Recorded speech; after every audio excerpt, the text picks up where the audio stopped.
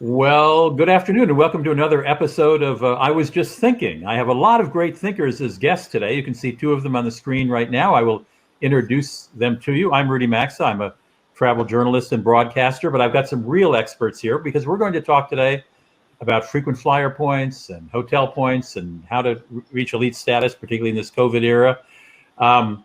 You will see in the left-hand corner of your screen, Jon Nickel-D'Andrea. How do you pronounce your last name, Jon?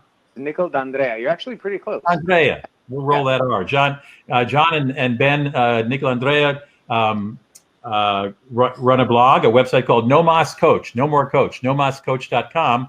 Ben can't be with us because he's gainfully employed. Jon and I clearly have nothing better to do. Nor does my other guest, Matthew Klint, who also writes a very consumer-friendly blog called Live and Let's Fly. So it's liveandletsfly.com. You don't have to put the apostrophe in there if you're running the website. And both are experts on frequent flyer miles and hotel points and how to gain them and what's going on in the commercial aviation sector as it applies to those of us who are consumers and passengers and guests. In the second half hour, I'll have two other guests, and we're going to look more at from a business perspective. David Feldman's a hotel and airline points loyalty expert. Tommy Danielsen is also an expert on those subjects. He's the founder of Frequent Traveler University, co-founder of InsideFlyer, and happens to be my partner in Maxatravels.com. We will get to those two guests in the second half hour.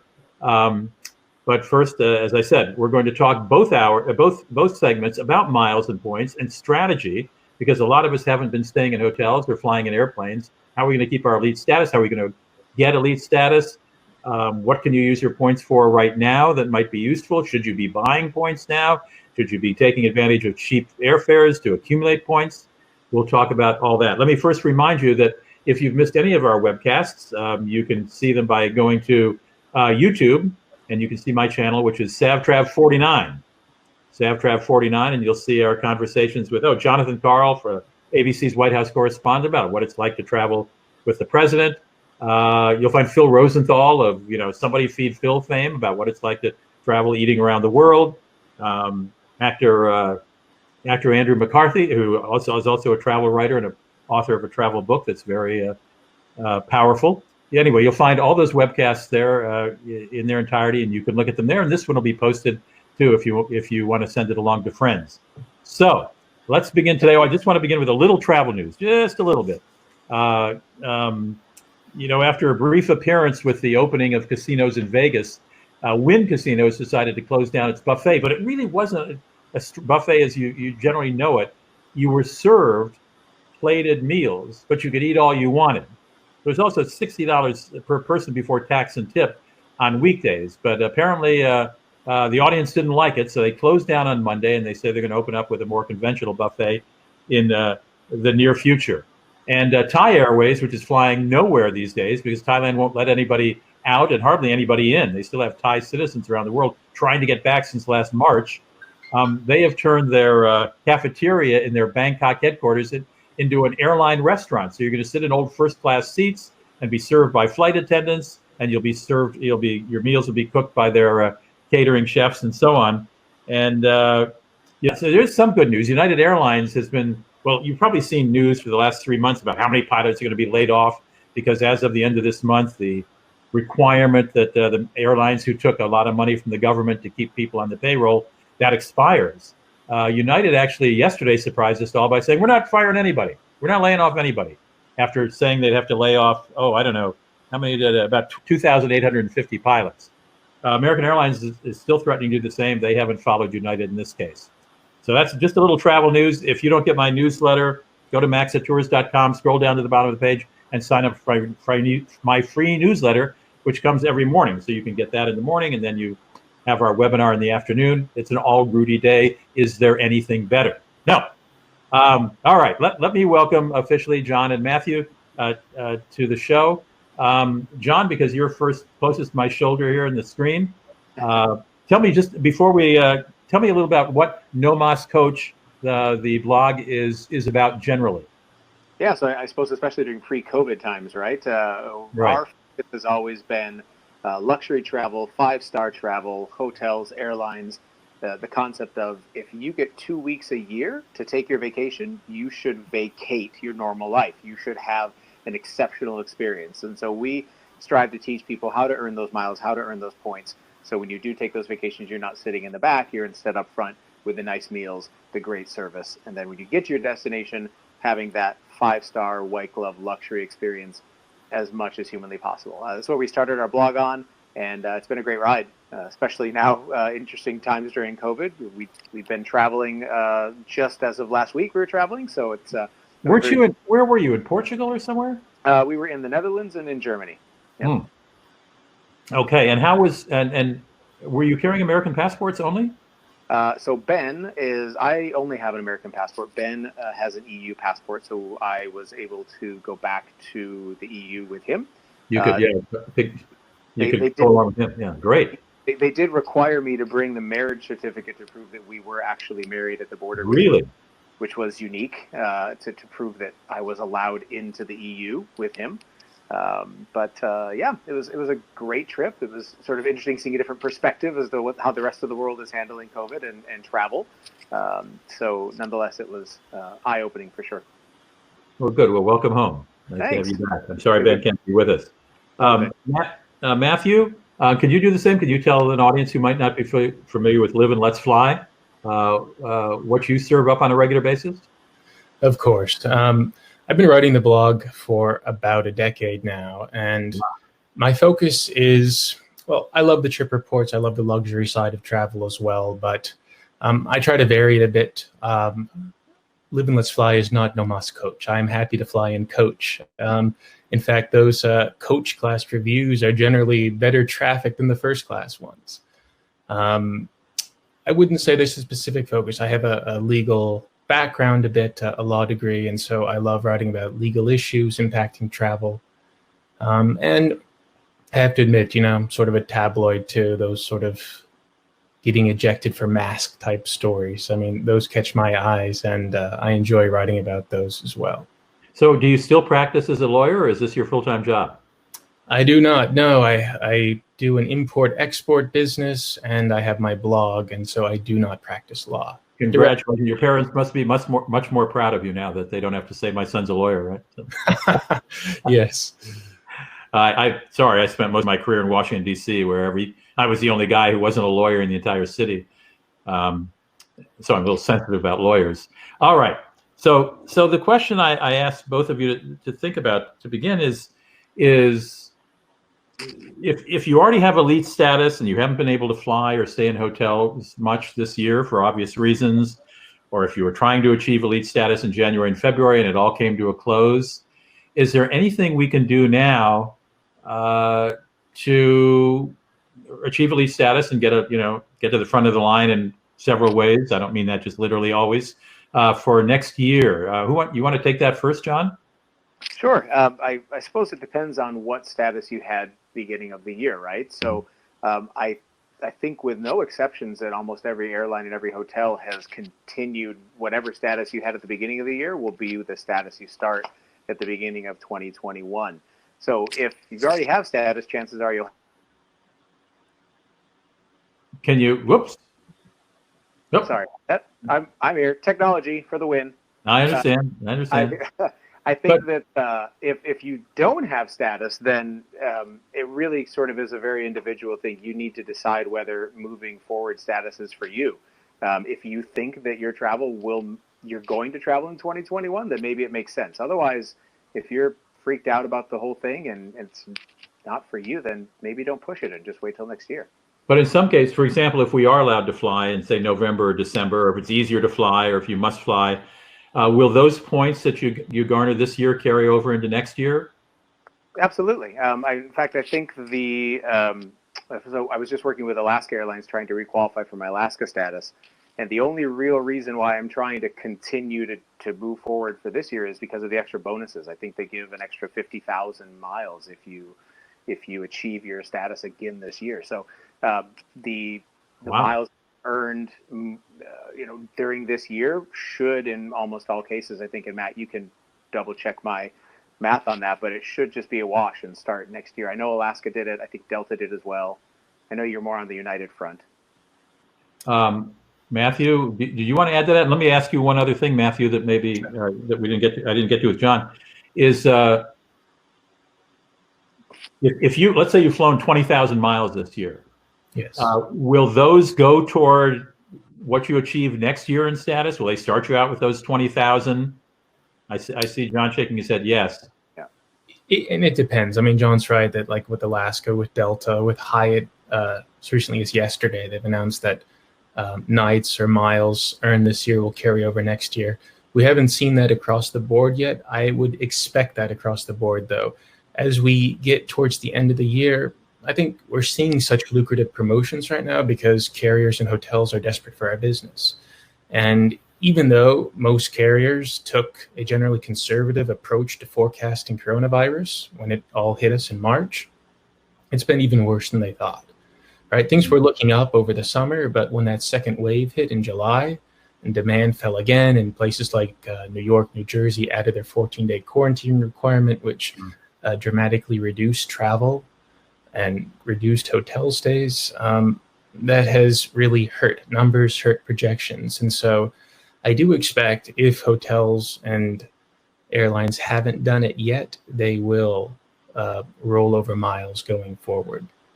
All right, let me just drill just one step further. As anybody who cares about miles and points knows, at least with airlines, it's not just the miles you accumulate, but it's the dollars you spend flying that airline. Will the dollars that you spent this year count toward next year's Italian status? Does anybody know that for sure? I have my thoughts. I don't know. It created a little bit of a blog backlash. I had messaged Delta to ask if they were going to extend the dollars. They told me yes. And then some other people who have contacts in Delta, they said no. So I don't know. Like my guy says yes, your guy says no. There's nothing official yet. All right. Carriers are taking a wait and see approach. I mean, they're hoping for the best in a way. They're hoping that things will rebound. They're hoping that business travel will return. I think, unfortunately, it's clear at this point that business travel is not going to return anytime soon. That's why we're seeing so many odd new leisure routes from carriers across the U.S. And so, I expect the dollars to return, even though it hasn't been announced yet officially. Yeah. I hope so, because if you just get your miles, that's not good enough to achieve elite status in airlines. You used a phrase, you said, Matthew, I didn't quite understand what you said. You said there's some odd and what? Well, it's odd, right? Because most carriers stick to this traditional hub and spoke model, right? That's the model for the big three, the legacy carriers, Delta, United, American, Alaska. And we're seeing something very different now, right? I mean, United, for example, is launching service to Florida from several Midwest and East Coast cities, right? It's pretty unheard of in United's history. We're seeing the same with JetBlue's announcement today, with American Airlines, with Alaska. And what did JetBlue announce today, Matthew, for those of us who missed it like me? What did they announce? So JetBlue announced 24 new routes today. They've made Los Angeles a focus city. They've abandoned Long Beach, and so there's 7 new routes from Los Angeles. There's new routes to Tampa, to Raleigh-Durham, from Newark, and they're leisure-focused. It's to Florida, it's to the Caribbean, it's to Central America. And it just marks a trend among carriers that they're shying away from those traditional business routes and focusing more on the leisure, because that's where the demand is right now. Did you say they had abandoned Long Beach? Yes, JetBlue, and it's odd, isn't it? Because that was one of JetBlue's original cities. Yeah, that's not making Long Beach happy, I'm sure. There have been a lot of politics concerning the Long Beach airport and the overnight curfews, the sound ordinances. Neighbors aren't happy, and neighbors complained, and they ended up losing JetBlue. And so JetBlue's consolidating at Los Angeles now. They're expanding, and it's a great time for Los Angeles travelers. Now, John, last week United shocked everybody, and American and Delta took it 24 hours, and in 24 hours fell into line by saying, okay, forget those silly change fees of $200 on domestic tickets. Now I know you don't have to worry about change fees because you're always flying first class, and it's a fully refundable ticket. But I want to ask both of you, and let's start with you, Matthew.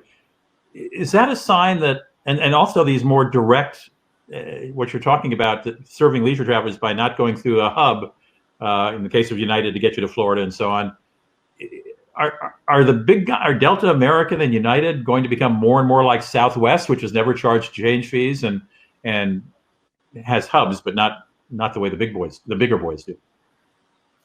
Yes, I mean, hopefully they say this will be on a temporary basis, right? And hopefully business travel will return. But we're certainly seeing carriers resemble more Southwest Airlines with the more point-to-point flights and with the lack of change fees. I doubt the baggage fee waivers will follow, but one can hope.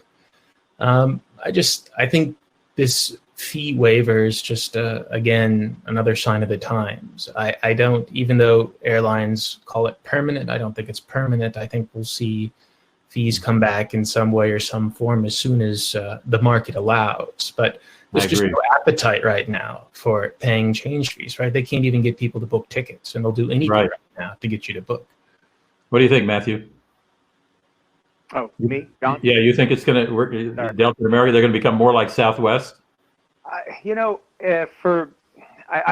sort of look at this as they've been waiving these fees now for 6-7 months since this started, and it seems like this really is just a way for them to continue, as opposed to constantly moving every month. We're backing it up. I think they realize, like Matt said, hoping for the business travel to return, but at the end of the day, if they can get any leisure traveler to come on board, they'll do it. We've been on a couple of Alaska flights, a couple of international flights, but also just domestically. We flew yesterday from JFK to Seattle, and there were only 63 people on the plane.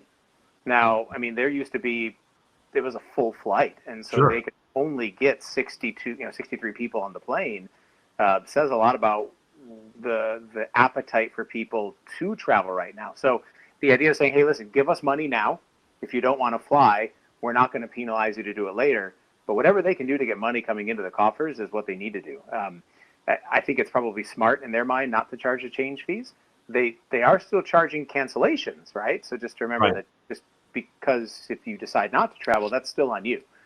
So in a way, that's smart because they're still keeping your money. But will you get a voucher for that? Sure, if you cancel, sure, after the associated fees and whatnot. And a lot of the other, some of the tickets are not eligible. So, for example, basic economy tickets in the new year won't be eligible. So still, they've got some restrictions in place. It's not a blanket waiver. There are, check your terms and conditions before you buy. But I kind of feel if you're buying a ticket now, you pretty much have the intent to fly. Most people aren't buying now just hoping that things get better next week. Right, because if you change, you may not be charged a change fee, but if the fare is more, you're going to pay the difference. Correct. So it's not as if you can trade in for the same model car you bought 3 months earlier. Well, I tell you, it's why I like having experts like you on a webcast like this, because you guys know so much. We have a question here from Cheryl. She says, hello from the smoke-filled Bay Area, San Francisco Bay Area. When might it be safe for us senior citizens to fly? And my very first thought when I read her question was, it's safer for you to be on an airplane breathing that air right now than breathing the air in San Francisco or Napa or Mammoth Mountain for that matter, or LA for that matter. Yeah, exactly right. I mean, we want to be good citizens, right? And we don't want to travel unnecessarily to risk exposure to the virus or expose others to it. But I mean, I think in terms of practical circumstances, it's very safe to fly right now. Just the way the HEPA filters and the way the cabins are cleaned after each flight with the mask requirements and the somewhat distancing on board. I mean, it makes, because I've flown a little bit too during the pandemic, and I think I feel safer, much safer actually in airports and on board than I do in, say, a grocery store or a gas station. Well, I've only taken 2 short round trips, which were between Minneapolis, St. Paul, where I live, to Chicago and back. 2 short round trips. And I don't know, Matthew, you sound like you've flown quite a bit, and John, you as well, or a little bit anyway. I've never seen planes, so I didn't know planes could be that clean. Yes. You find the same thing? So if I could just jump in, the one thing I would say is if you are concerned about flying, I would attempt to take the morning flight, the first one that you possibly can, because it seems that a lot of these airlines seem to be cleaning the planes overnight, like doing a full clean, like a real full deep clean. We took an afternoon flight, and I'd asked the flight attendant, how the cleaning procedure was. And he says, well, we cleaned, but we still only had an hour between flights. So if you think of how much they were cleaning before with an hour between flights, and they still have that hour between the flights, you're probably better off, if to answer your viewer's question, want to take a flight, I would aim for that first flight in the morning, just as if it's at all possible, as a precaution. My mother has flown out twice to see us here in Seattle, and we've had her on that first flight both times, and she said it's been clean. So not to jump back, but I would say that that's probably your best bet, because at the end of the day, if the airline has to turn a plane around, maybe they forget to wipe down those, just, they forget. But the overnight. Matthew, have you also found that if you look in the that compartment on the seat back in front of you, there's not like, candy wrappers and used gum down in the, I mean, it's really. I was really impressed because, I usually fly United Airlines. That's the carrier I'm most loyal to. And, over the years, I've remarked several times how filthy the cabins are. And really, they've stepped up. I mean, I've clocked, 8 flights since the pandemic started on United. That's it. And so it's a fairly limited sample set, but still, I was amazed how clean the cabins and especially the lavatories were. And so, I think airlines they're starting to understand that customers won't tolerate filthy aircraft anymore. And they need to step up and do this, or else people are just going to stop buying tickets.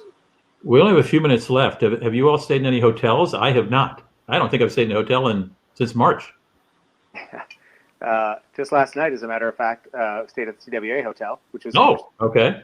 JFK Airport, which was kind of wild. But yeah, we've stayed at hotels here in the States, and then of course we stayed at hotels overseas as well. Do you notice any difference? It's a mixed bag. I think a lot of the hotels, I think you kind of get what you pay for. If you're staying at a luxury hotel, it seems like they still take it to a higher level. Some of perhaps the extended stays or the lower end, they clean, but maybe not as much. Even within the same brand, we've stayed at a Waldorf Astoria, we've stayed at Hilton, we've stayed at Hampton Inn, and even though they're all part of the Hilton Clean Pledge, you could tell that some hotels were just cleaned better. That's not to put a stamp on every efficiency hotel or low end hotel just across the board, but I think just as before the pandemic is now, you get what you pay for. So just be aware and bring wipes if you don't feel comfortable. You can wipe the room down as well, extra. Matthew, have you stayed in any hotels since this era of COVID? We have not very many, but just last weekend, over Labor Day weekend, we wanted to escape. It was 115 degrees in Los Angeles with brown skies from the fire. And so I took my family. We went up to Santa Barbara, which is about an hour and a half north. And we stayed at a Hyatt property there. And, it was interesting. Hotel was very clean. We had a lovely stay overall. I will say that the pool area was very crowded and people weren't masking up, and that was okay with me, just because we were outdoors and it is what it is. We have to consider our own risks, and my son was not about to let me tell him, I'm sorry, you can't go in the pool today. So we had a great time. Overall, I felt safe. The air was better in Santa Barbara? Air was much better in Santa Barbara. It was 30 degrees cooler in Santa Barbara. It was lovely. I just thought I was getting the impression the entire coast was covered in soot, but I guess not. Santa Barbara got it. Now, houses are a lot more expensive there, of course, so it's got to be cleaner. We have a very interesting comment from Ronald Strickler, who's watching. He said one of the other advantages of the first flight is the plane is sat essentially empty for hours. It allows viruses to fade away or die more completely, which probably is a fairly true statement. Yeah, I wouldn't pretend to be a medical expert, but yeah, sure. If it's been sitting there for a while, I would imagine that is true. Just less touch points than you would normally get. So that's always good. Go ahead and pretend to be. There are people in Washington, D.C. or politicians who pretend to be medical experts. You can be, go ahead. Nope, I'm Feel good. free to be a medical expert, John, is what I'm saying. I'm good. Or did you say that? Who said that? No, that was John. Yeah. That was John. Okay. Looks like John's frozen for a moment. No. As Mark says, there's also more of a chance of the plane leaving on time. We've always known that the morning departures are generally more on time than rush hour in the evening getting out of, say, O'Hare or LAX or something. Well, you guys have been great. Any last minute tips for us before we say goodbye to you? I know I think John's coming back in. John wasn't. Trying to. Here we are. Technology is great. Before I say goodbye to you, guys got any? Have you been telling your friends or family any last minute tips I forgot to ask you about what to do right now travel wise? I would just say it's not necessarily a great time to use your miles. We didn't really get to miles in our discussion today, but we're seeing such a fluctuation of fares. We're seeing so many cheap fares in many cases that you always want to run the numbers. And just because you see a cheap mileage fare, like a 12,500 mile trip across the country, you can get the same trip for $110, save the miles. Good point. Excellent point. John, you have anything you'd like to throw into the advice column? Yeah, that's actually true. And because we focus so much on luxury travel, we've just booked ourselves a lot of if you do decide to use your miles and you want to travel somewhere in first or business, the availability is wide open. So many people just don't have, like, oh, I can't use my miles ever. Everything is booked. But if you're looking to take that business or that first class, we were just looking to fly to London from Seattle, and normally there would be 1 or 2 flights in the month of November. But literally every day there was 2 seats available at a minimum on the flight when we wanted to leave. So if you are looking to redeem it for something a little more special and it opens up for you to do, then absolutely. It's a great time for those business and first class mileage. All right. So Matthew says don't use miles if the fare is so attractive that it's crazy to use miles. And John, who's lucky enough to fly in the front of the plane more often than the rest of us, says you may very well find some great mileage deals internationally. I agree with him. I have found extraordinary mileage plans to Asia, but I can't go in. I can't go because they won't let me in. But the miles look great. There is that. Jon Nickel-D'Andrea is along with his partner Ben. They operate the NoMasCoach.com website. Take a look at it. His blog filled with information, as is Matthew Klint's, which is liveandletsfly.com. Matthew and John, thank you so much. Your first time on the big show, and this will be on YouTube later. And if you're watching now and the wisdom of these 2 guests might be applicable to some of your friends, feel along. Yeah. Okay, Tommy, we see your cat. That's the next guest trying to horn in. Thanks, Rudy. Thanks you, Matthew. Thank you, John. Take care. Bye, guys. Bye now. All right, the guy with the New York, I don't know, what is that, New York Yankees hat on is Tommy Danielsen. He's actually, I know him only too well because we travel together a lot, because he's my partner in the founding of Maxatours.com, which ran a bunch of luxury tours to Europe last summer, but none this year for reasons you all know. But he also is very familiar with the frequent flyer business, hotel and airline business, because he runs a loyalty summit in which executives who are in charge of loyalty points for rental car and airlines and hotels get together. And he's a co-founder of InsideFlyer.com. Randy Peterson is the other founder, I think.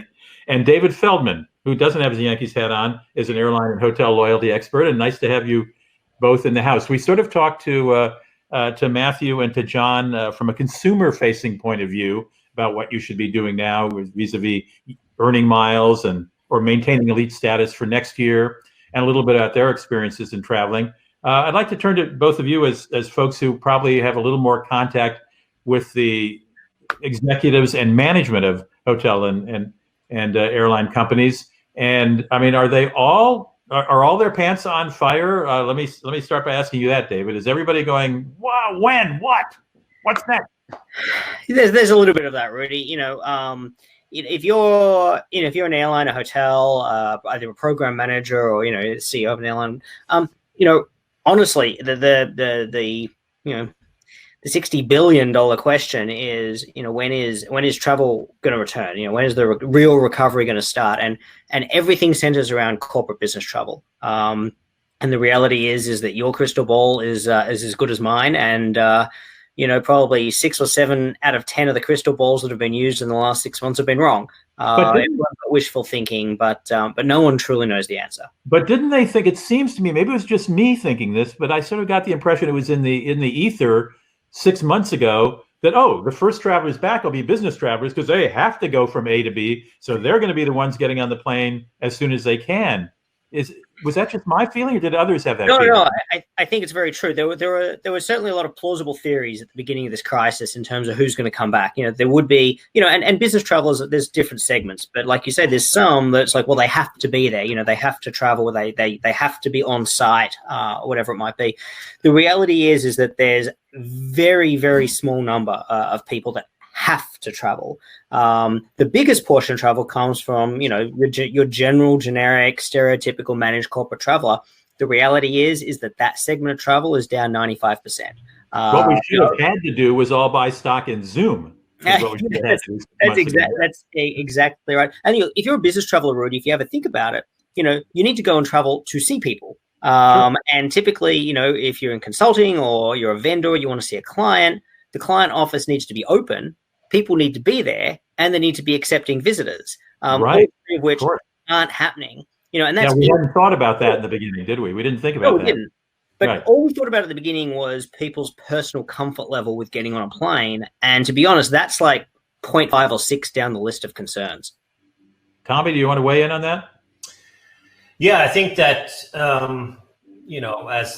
as we know, we don't have anybody to visit. As one of the guys who've been grounded since the last flight I took was on March 10th, and somebody who's gone more than 200 days a year from my home. There's nobody to visit either, especially in the loyalty industry and also the travel industry in general.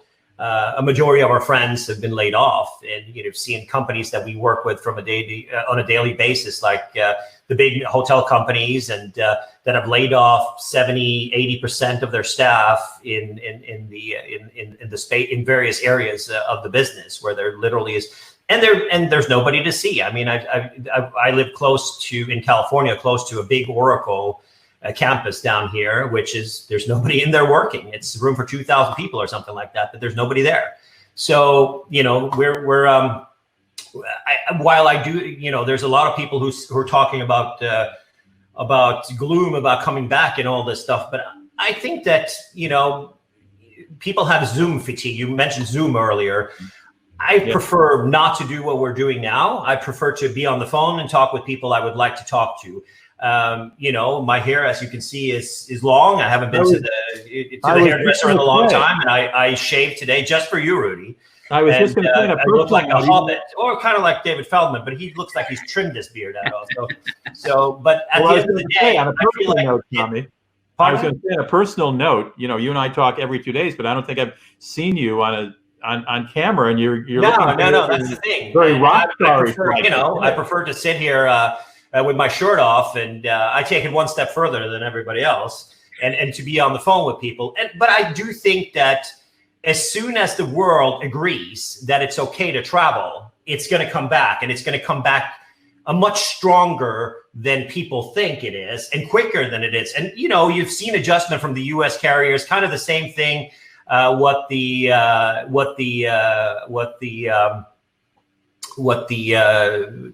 we're seeing here in the U.S., where the European carriers are already back in business and have much more flights going than we see here, is that it's more consumer, it's more people. It's not business travel to an extent. But interesting today, I just got a picture from a conference in Oslo where the travel industry was together in one room, a couple of hundred people. So I guess something is happening there that's not happening here yet. But that's kind of where we are with that. Well, David, would you agree with that? Because I see these things in the Wall Street Journal, and nobody expects travel to really be back till 2022 now. I can't conceive of that. I don't believe it. And Tommy is suggesting that 2021 might be a magical year. What do you think? I think we need to think about things regionally. There's going to be very different results. For example, domestic Australian travel versus domestic internal European travel, or domestic Nordic travel, perhaps, versus domestic US versus international. I mean, all of these things are going to look very, very different. The reality is I think that, there's, some of us have been more, I don't want to say pessimistic, but I would like to see more pragmatic, in terms of how things are looking over the last few months. I'm seeing more and more people actually, overshooting positions where myself and a lot of others were, and being super pessimistic. At the Australian Aviation Summit, the CAPA Summit just last week, some of the data that those guys have, and these guys are the data kings. I think those projections that you're talking about in terms of global recovery for air travel, we definitely could be a long way away before that. When we think about business travel, again, I keep coming back to business travel. When you have the Googles and the Salesforces of the world basically telling everybody they can continue to work from home, through the end of the year, through summer next year, through the end of next year, those kind of corporate edicts are going to have a massive impact on travel. We have a question here from Laura, who says, I'm a gold member with hotels.com. They don't seem to be willing to extend my extensive reward nights, which cannot be used due to COVID-19. Is there any possibility to get my rewards back since we were unable to travel or use those nights? I know we're talking more business than consumer, but do either of you have an opinion on that? I'd get to somebody who could say yes, Laura, if I were you. I think that when it comes to hotels.com, they have their own loyalty program, which is based on revenue of how much money you spend at each of the hotels. You stay X amount of nights, and then the redemption is based on how much your most expensive hotel stay was. I don't, I don't know if it was Matthew Klint or it was Jon who previously said that everybody's extended everything and pushed it forward. I just logged into my United account yesterday and saw that my system-wide upgrades have been extended until next summer now already, and it was till the end of the year now. So I see that they've made a move on that. It surprises me. It surprises me too. It surprises me that they haven't done it. It's the first time I've heard of anybody that haven't pushed back awards, which I think is the correct thing to do. But when it comes to loyalty programs themselves, David and I we worked together on the Loyalty Summit. We had a discussion about how generous the programs now are. And I have been under the feeling of when everybody gave everybody elite status through next year, meaning that if you were Delta Diamond and you were coming into this year, you would have it through 2021. So your Diamond, you didn't have to qualify again for next year. And then, now we're seeing Hyatt, as of yesterday, they're starting to count hotel nights they have already extended, given everybody that has elite status with Hyatt, all of next year complimentary, or obviously, which makes sense. But now they're starting to let the nights that you stay this year count towards next year, meaning that what you will earn next year. So meaning that you could, if you stayed at hotels in the last quarter of this year, you could have Hyatt globalist status through next year and the following year. So I think that I'm afraid that, there's a lot of desperation happening, which is, I respect that. I know these people making these decisions.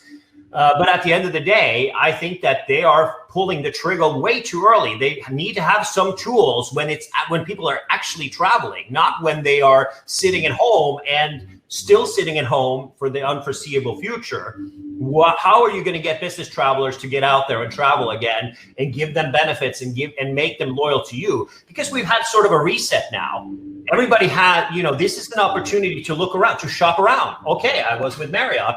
Maybe Bonvoy kind of sucks a little bit, and maybe I want to take a look at Hyatt. Since now I have status for a very long period of time, I have the luxury to look around. So I think there's going to be a massive reset. People moving around programs. It's not a lot of people, but some who are kind of thinking about switching.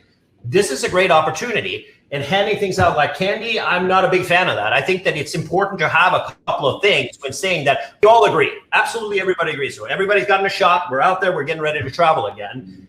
Okay, so I have the status, I have, the points. I got a ton of points from buying groceries. I get 10 miles per dollar spent for buying groceries and spending at FedEx and buying Zoom memberships and whatever the case may be.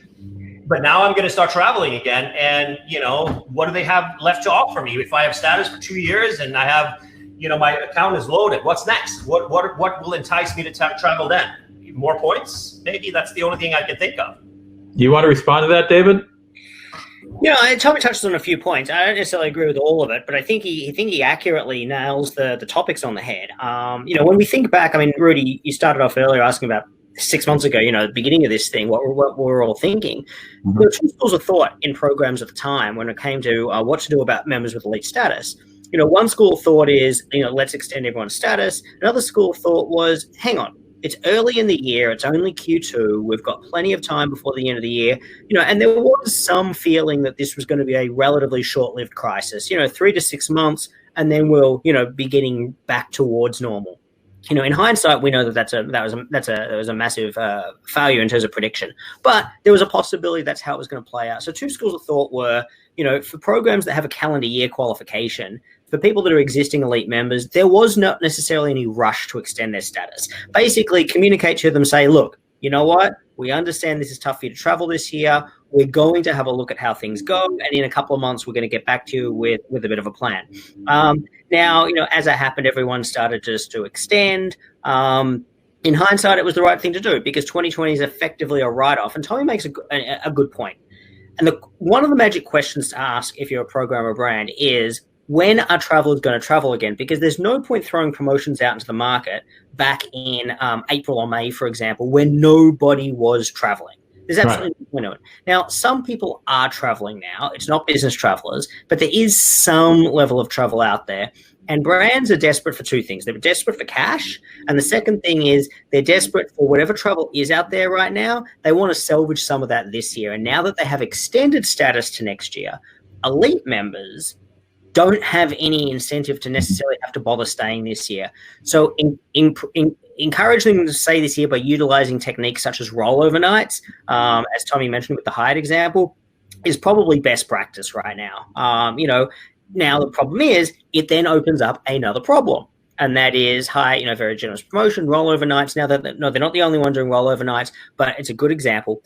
Now the problem is okay, but when the real recovery starts, how do we then incent people further? Or next year, when we've given everybody a bit of a leg up with qualification, how do we incent them further? Look, to some degree, it's kicking the can down the road, but I would suggest that's a good problem to have. The reality is if people are having an easy Hyatt qualification next year, to use Hyatt as an example, because they stayed this year and got some rollover nights, they're the type of person, generally speaking, who's going to remain loyal to Hyatt. They're not going to then shop around next year because they're already halfway through their qualification. I think Tommy's right. It's a small number that actively are going to try everyone in the pie and then, and take, advantage of gaming the system. But it is a reset, and there is an opportunity for two things right now: to capture whatever small amount of travel there is between now and the end of the year. And the second thing is, for those members that may have been dissatisfied, he used Bonvoy's example. Maybe I'm a bit fed up with Bonvoy, but my switching cost of leaving was too high. Now I've got the opportunity to try everybody because everybody's going to be looking to poach elite members. Going into 2021, there's definitely that opportunity. So, hey, that's great for the consumer because brands are going to be competing for business. Right now, if you're a brand, do you throw everything at just trying to capture whatever you can? Look, if you're a hotel chain like Hyatt, your franchisees are clamoring for you to do that. So, it's a bit of a rock and a hard place. I'm not going to criticize them too much for that. I would suggest what they're doing probably makes sense in the environment. How many hotels are going to stay in business? What was the name? There's a classic Chicago hotel that went out of business 2 days, or said they're going out of business 2 days ago. I can't remember the name. Anybody remember it? I honestly can't keep up with it. The reality is independent properties are going to struggle. In a lot of ways, a lot of them were already struggling. Now that said, some of them that have deep cash reserves, or development opportunities may actually, take advantage of opportunity in the crisis and may emerge stronger. But the reality is that it's going to. I would not want to be an independent owner right now. Let's put it that way. Right. Will any of the chains be cutting? Will there be? I know independent owners don't have the marketing power of some of the chains, but they're individual franchisees who must be either changing flags or throwing all the cards down on the table and walking away. Yes, Tommy? No, Tommy? I think that I don't know too much about the dynamics of how it works for flags and the franchise part of the deal. I know more of the loyalty part of it, but I can imagine that these hotel franchisees will need to get some sort of a relief from the chains, the money that's due for fees. There are just two things you can do. You can go after the money that's not there, or you can, and we're seeing the big losses in, financial losses for Marriott and the other hotel chains in the last quarter were just staggering. I assume that some of that comes from writing off franchise fees. David, you could probably, you are a big consultant in that area, and you could probably answer that better than me. Yeah, look, it's a mixture, but in the asset light model, the franchise model, the brands, the chains, predominantly their revenue comes from program and various marketing fees, that come from franchisees. Now, if the franchisees aren't having people in their hotels, and there aren't rooms being sold, then there aren't fees going to the parent chain brand. Now, I can't speak to individual chains in terms of what they're doing with regard to writing off and things like that. But whether they're writing off or trying to collect on it later, the reality is there's no money in the pipe. Right. So, that's the issue. So that Chicago hotel, by the way, I just looked it up, and when I looked up on the screen, two of our much smarter, more current viewers correctly said it's the Palmer House that's defaulted on its mortgage in Chicago, and it's closing doors. That's architecturally a gem. A classic. Well, it's been around forever. It's a Hilton staple. It's been around for a very, very, very long. It's one of their iconic hotels of Chicago. Yeah, it'll be interesting to see if anybody picks it up or if it just reverts to, I don't know, condos, office space, who knows what. How about airlines? Are we going to see? Is there any? You all ever hear talk about merger? Somebody buying Hawaiian or Alaska? I doubt Alaska, but you hear anything about airlines being considering merging in these difficult times? There's always talk and speculation, Rudy. I'll leave it for people much smarter than me, who are experts from an investor perspective on these things, but. The reality is there's always speculation on these. Talk about JetBlue. JetBlue was an interested party when it came to Virgin America. They obviously Alaska overbid them. Is there room? Is there room for additional consolidation in the U.S. market? It's a possibility. Is there political appetite to approve it? Maybe, maybe not. There's all these different moving parts that need to occur. What I probably would say from someone who's not an investment analyst, though, is from a lay perspective. The reality is does the current environment make some airlines more of an acquisition target or less of an acquisition target? I think that's a big question that would need to be addressed. I think for the U.S. market, I think we should just claim that we're done. There's no this market here is the market in the world. When you think about it's the largest market in the world, but it's also the market with the less competition, and we're seeing that now that the terrible three that I call them, Delta, United, and American, are taking advantage of their marketing position and making profits that are just staggering in the last few years. And I think that all of them came from consolidation: Northwest and Delta, United and Continental, and American and U.S. Airways. And now you've also seen Alaska and take over Virgin America, and now they're coming together. Now Alaska's entering into One World. You're seeing a lot of you kind of have Southwest standing on its own, which is a great airline for shorter hops, but it's they have issues with delivering on-time performance. But they are at a good spot. But I think that the area, the North American market, there should not be any more consolidation in this market. I think that's a terrible idea, and I think that it's irresponsible for we're supposed to be the biggest capitalist democracy in the world, and starting an airline in the United States, there are so many regulations of who can own them, et cetera, et cetera. We need competition here. That's what this market needs right now, not consolidation, in my opinion. Well, the news in the last week was that Eastern Airlines is returning, not as we know it, obviously, and under totally new management. They just own the intellectual property rights to the name Eastern Airlines, and they're flying to smaller cities in Ecuador, and I mean, there's going to be an Eastern Airlines flying out of JFK. Aren't they already back? I think I've seen they've been flying charter. Yes, they've been flying charters. Well, I think I'm more excited about Neeleman, the JetBlue founder, coming back into the market and being a disruptor. What's his name of his airline again? Oh yeah, Mint. No, was it? No, Mint down in Mint South America. Something else, but something that we meet every once in a while. But so David Neeleman started JetBlue, and so his Breeze is what it's called, which is going to be secondary airport. Breeze. It's called Breeze. Breeze. Yeah, and he's going to try to go into secondary airport as his main disruptor here, which, you know, as you know, the structure of the U.S. market, domestic market, is very unique. So so, you know, we know that he's been able to disrupt the market again. Let's wish him the best of luck. Of course, he couldn't pick the worst year to get started, but why do you say the American market is so? The American aviation market is unique. Unique compared to what?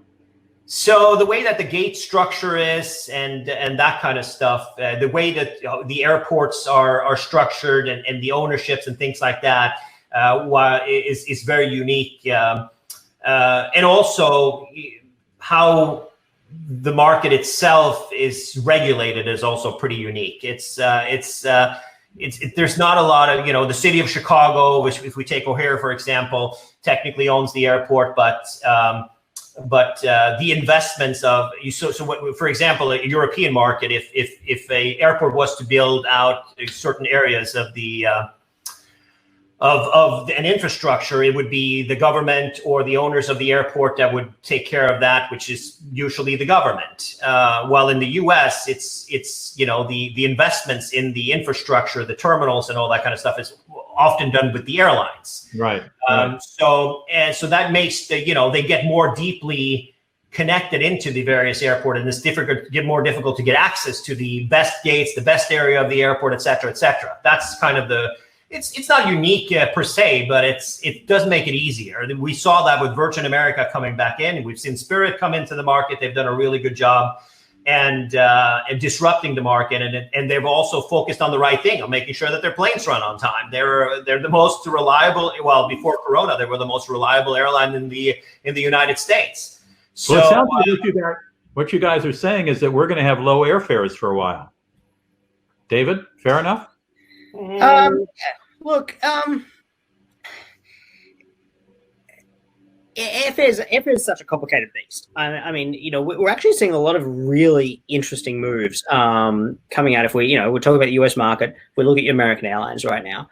There's been management changes there. There seems to be a bit of a cultural shift or realignment of approach, recognition of the fact that business travel is only at 5% of the levels that it is. I think Vasaraja came out last week and said that, you know, 85% of the passengers that they've been carrying over the summer have been buying the cheapest fare of the day, you know, which happens to be basic economy on most routes. But, you know, so they're readjusting their approach to revenue management to basically say, look, they're the only people flying right now. We need to build our revenue strategy around trying to, you know, extract whatever incremental revenue we can get out of them. They're interested in low fares, but if they want to buy any sort of add-ons, we'll sell it to them. So I think right now the reality is we're going to see low fares. There's a different school of thought, and this was in existence earlier on in the crisis, and that was when nobody's flying, the only people that are flying are the people that have to fly regardless. So they will fly regardless of the price. So, for example, after 9/11, immediately after 9/11, prices skyrocketed. Prices did not drop because the only people flying were the people that were price insensitive. That right now is the complete opposite to what's happening.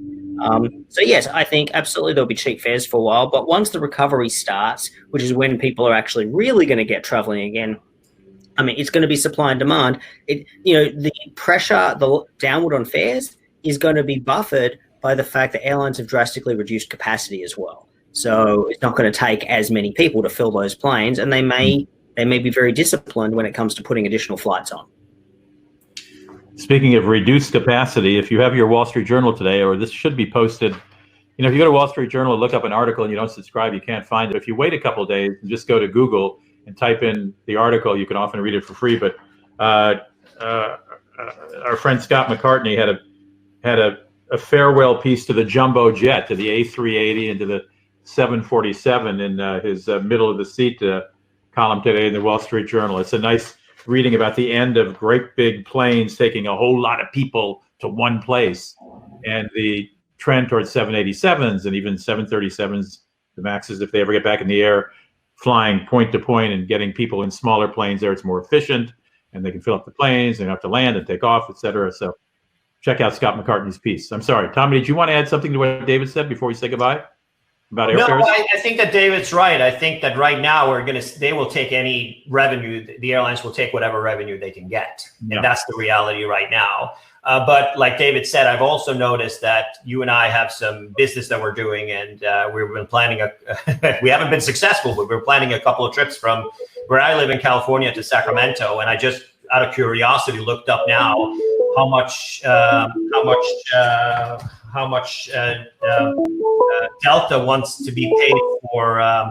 How much Delta wants to be paid for a ticket round trip to from Sacramento to and David is right, and to Minneapolis, and David is absolutely right. They are banking on me or having to go to Minneapolis, right? And it's $669 if I go 2 weeks from now, which is pretty substantial for a 3-hour flight round trip. So yeah. So there is opportunism there, and of course, but on routes where there's a lot of competition, then that's going to change dramatically. We also see that the transatlantic, especially economy class fares, are also very, very low. We're very, very low last year, but are much higher this year because you don't have disruptors like Norwegian are not flying right now, and you don't have anybody to compete with. So the same thing goes for there. That while the planes are not very full and they're losing money because of the percentage. I mean, our business partner, Michael, has been on a few flights across the Atlantic, and, you got like 20 people on them and stuff like that. But the fares are not, attractive. So a lot of people are using miles instead of that. So I don't think that, I think that we're going to see, it'll be interesting to see. We have a lot of, the airlines have a lot of flexibility. They have retired some of their planes, American, United have retired, and also Delta has retired some MD-80s. They've retired 757s, 767s, 777s. All this are parked forever, and this is going to change things. So the reset will be, what we can say is that if the demand comes back in full force, there's not enough planes to have the demand. And David's absolutely correct. They're going to be very careful expanding the capacity and getting new planes and getting new commitments. For sure, until they know that it's solid. And that means higher fares. Right. By the way, Dylan added that the Palmer House is $330 million behind on its mortgage. So wow, that's going to take a big company to step in and take that. Listen, David Feldman and Tommy Danielsen, I thank you so much for joining me. Lovely to have you here with us. We will post this on YouTube, and if you have friends who would like to see it, just go to SavTrav49 on YouTube, and you'll see a list of our previous podcasts. I thank you all for a fairly inside baseball conversation about the aviation and, to some extent, the hotel industry. We'll do it again next week with a whole new topic and whole new guests. Thank you, David. Thank you, Tommy, and I'll say goodbye to those of us in the room, or if you're watching. Thanks, Rudy. Thank you, Rudy. All right, take care. Bye.